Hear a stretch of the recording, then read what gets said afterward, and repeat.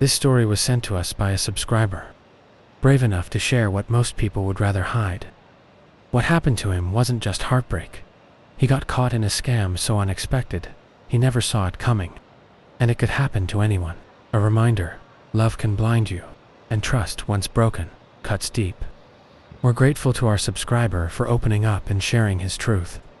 If you've been through something similar, or have a story that others need to hear, write to us. Your experience might just save someone else. Now, here is his story. His name was Ryan. He was 35, from Seattle, and made a living online. He wrote, coded, and sometimes just consulted for startups. For the past 2 years, he had been bouncing around Asia, Vietnam, Bali, Malaysia. This time, it was Bangkok. Big, wild, shiny Bangkok. He booked an apartment for a month in Hua Hin. Something quiet, close to the BTS, with easy food options and decent Wi-Fi. He wasn't looking for parties. He was looking for focus, and maybe a little company. Just someone to talk to, have a drink with, and watch the city from a rooftop. That was when he signed up for Tinder. He had been swiping aimlessly when he suddenly stumbled on a profile. No Karshati, loves cafes, books, sunsets. A minimalist profile, with no hints of bar work. Just regular photos, no filters, one with a dog, one in front of a temple. They started chatting. Noak wrote in good English. No flirting, just genuine curiosity. She asked about his favorite cafe. After a couple of days, he asked her to meet. She agreed. Siam Square, a dessert gallery cafe, with a cute terrace. We agreed to meet near Siam Square, that lively district where Bangkok's youth gathers among cafes, boutiques, and BTS tracks buzzing overhead. I got there early, found a shaded cafe just off the main road, and sat down with an iced Americano. She showed up a little late, smiling and apologizing. She looked like her photos, maybe even better in real life. Casual outfit, confident posture, friendly energy. We ordered drinks. I got another coffee. She chose a fruit tea and started chatting. She was easy to talk to. Smart, funny, curious. She asked about my travels. I asked about her work. She said she helped her aunt run a small shop, but didn't go into detail.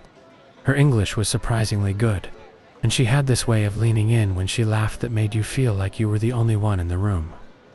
We ended up talking for over an hour.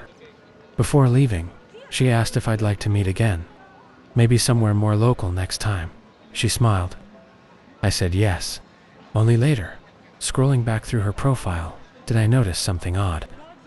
One of her photos was taken in a cafe holding a latte, smiling at the camera. But back at the table, she'd told me she didn't drink coffee. Strange. Maybe. Maybe not. They met again on a quiet afternoon. This time, she suggested Benjikiti Park. Ryan had never been there before, and he was surprised by how peaceful it felt, hidden right in the center of the city. The lake mirrored the skyline like a postcard, and the curved walkways gave the park a modern, almost futuristic vibe. As they strolled under the trees, he paused near a concrete wall covered in faded graffiti. Among the scribbles, one line stood out, fresh, almost glowing. "Don't forget to like and subscribe. We really appreciate it." He blinked. "Do you see that?" he asked, pointing. But when he turned back, the wall was blank, the writing gone. She just smiled and took his hand. "Let's keep walking," she said. They sat on a bench, overlooking the water. It was quiet enough to talk without shouting, and she opened up more than he expected. She spoke about her childhood, how her father had been strict, absent for most of her life, and how she had to grow up early. Ryan listened closely, feeling something shift between them. She avoided talking about any past relationships, brushing off his light questions with soft laughter and a quick "it's complicated." But in that park, with the city breathing in the distance and the sky slowly shifting colors, Ryan felt closer to her than he'd felt to anyone in months. They left the park after the sun dipped behind the skyline, painting the lake in golden shadows. She slipped her arm through his as they walked toward the BTS. When they reached his hotel, she didn't say goodbye. She just followed him up. No words, no hesitation. The door closed behind them with a quiet click. He offered her water. She said, Maybe later, and kissed him first. It wasn't rushed. It wasn't awkward. She moved with a calm confidence, unwrapping the space between them like she already knew where this was heading. Her skin smelled faintly of jasmine. She whispered, "You're not like the others," and he believed her. The city buzzed outside, neon bleeding through the curtains. But inside it was just their breath and the soft rustle of bedsheets. They spent nearly every day together after that. Coffee runs, night walks through Siam, spontaneous kisses in empty elevators. She showed him hidden noodle stalls and temples he would have missed. He took pictures of her laughing, hair tangled by the wind, and thought this might be it. This might be real. He hadn't felt this peaceful in years. Some nights she stayed over, curled against him like she belonged there. She brought little things: a toothbrush, her favorite silk robe, a charger she always forgot. He didn't question it. He liked her slippers by the door, the way she teased him about his accent. In his mind, the maybe quietly became yes. She was the reason he smiled without realizing it. One evening, she suggested staying over for the weekend. "I don't want to go home. It's calmer here," she said, pulling off her tank top. He didn't object. That night they didn't just sleep together, they truly connected. Her body was slim, flexible, almost weightless, and every movement carried a mix of tenderness and control. She seemed to melt into him and command him at the same time. When she whispered in Thai, he didn't understand the words, but he felt the meaning. In the morning, they drank coffee on the balcony, wrapped in a single towel. She rested her head on his shoulder, then suddenly said, "You know, I like you too much. That's dangerous." He turned to her, kissed her on the temple, and said, "Maybe we're both in danger."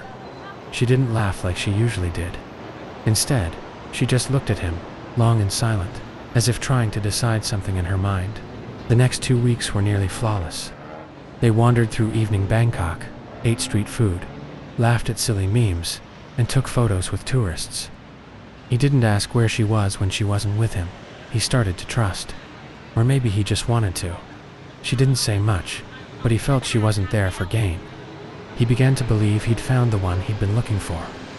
Not a bar girl, not a mask, not an illusion, but someone real. One night, while she was in the shower, his phone was dead, so he picked up hers, just to check the time. The screen lit up, and he saw a message in Thai. He didn't speak the language, but something about it caught his attention. A name, a date, the context. Curiosity took over. He snapped a photo of the screen and used translation to understand. "You need to convince him to go with you, to Hua Hin." He stood there holding the phone, then quietly placed it back, lay in bed, and pretended he'd seen nothing. He couldn't sleep. He stared at the ceiling, listening to the water drip in the shower, hearing her hum a Thai melody. Everything inside him tightened. Who wrote that? Why? What did it mean? But he didn't ask a single question. In the morning, she made breakfast as usual, kissed him on the cheek like nothing had happened, and he acted like nothing had happened too. A couple of days later, she said, "I've got a day off soon. Want to come with me to Hua Hin? It's beautiful, by the sea, not many tourists." Quiet, he felt everything inside him twist. There it was, exactly like the message. He smiled, why not? Though his head was spinning with something entirely different. In Hua Hin, everything seemed perfect at first. Lazy mornings, sunsets by the beach, and quiet dinners at small seafood places. Ryan felt the tension from Bangkok dissolving. Nami laughed more here. She said she loved Hua Hin's peace. He started to believe again. Maybe this was real. Maybe all the doubts in Bangkok were just noise. One evening, they stopped by a bar near the night market. The place was dimly lit, with a local band playing soft jazz. They sat at a corner table, holding hands. Everything felt calm until a tall European man approached. He looked older, tense, and slightly drunk. He spoke in broken English with a thick accent, pointing at Nami. "I know you," the man said, his voice unsteady. "You owe me." Nami's face went pale. "Go away," she said, quickly turning her head. Ryan stood up. "Is there a problem here?" The man gestured wildly. "She lied. She scammed me. Be careful." Ryan tried to defuse the situation, but the man raised his voice. A scuffle broke out. but the staff quickly intervened, separated them, and asked Ryan and Nami to leave. Outside, Nami was shaking. "He's crazy." "Just a tourist I used to know," she said. Ryan pressed her, but she refused to explain more. Back in the hotel, she calmed down, saying she didn't want the past to ruin what they had now. Ryan wanted to believe her. He wrapped his arm around her. "Then don't run from it," he whispered. The next day in Hua Hin felt like a dream. They spent hours at the beach. The sea was warm, the breeze gentle. Nami played in the water like a child, laughing, splashing him. Ryan couldn't stop watching her. That evening, they strolled through the cicada market, sipping wine, listening to a small ensemble playing classical music under lantern lights. Everything felt weightless. Back at the hotel, Ryan noticed something on the floor. An envelope pushed under the door. No name on the front, just a folded piece of paper inside.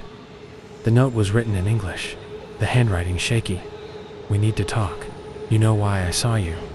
Don't run again." No greeting, no signature. And he didn't call her Nami. Ryan stared at the words, feeling the weight of them pressed down on his chest. He folded the paper back into the envelope and placed it on the table. He didn't say a word. Not yet.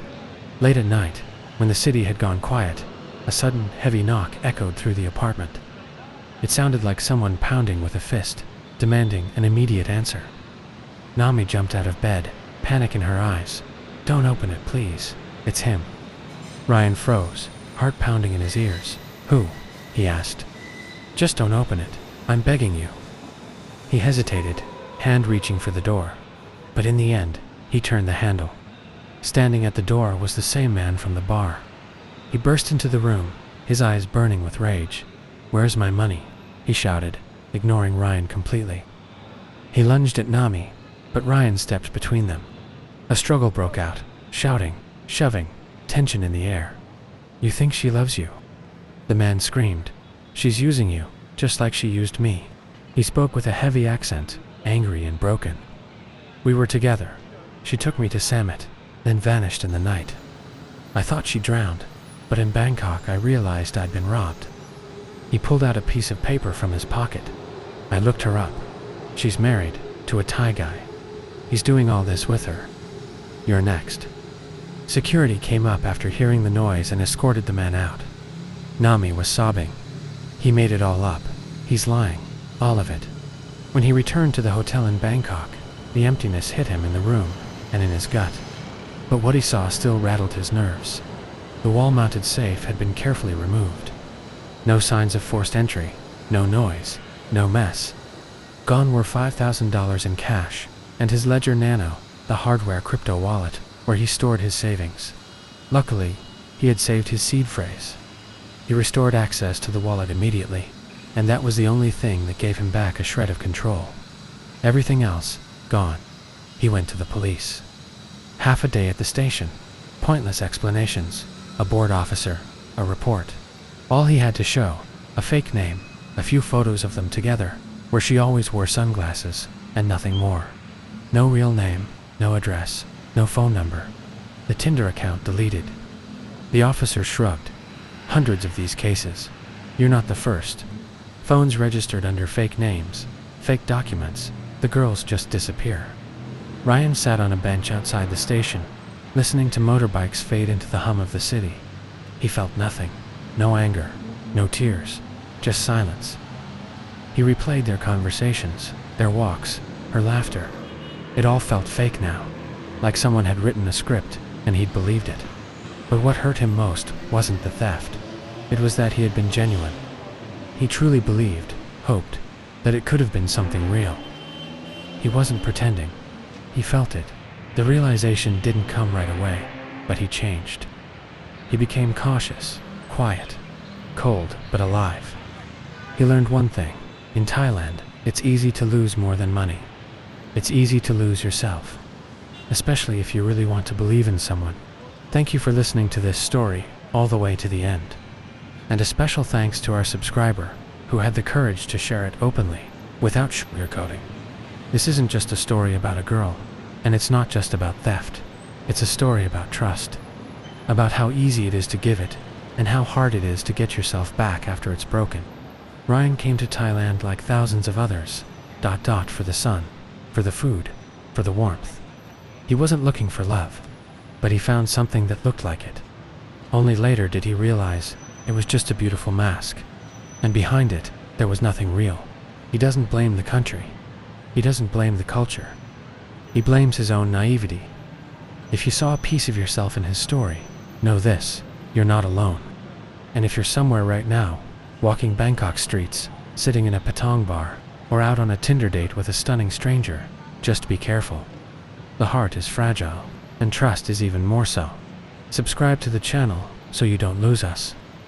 Hit like if this story made you stop and think, and please share it. Maybe it'll save someone else from making a mistake they can never undo. Some smiles are just invitations to hell, wrapped in a very beautiful cover. Welcome to Lost in Thailand.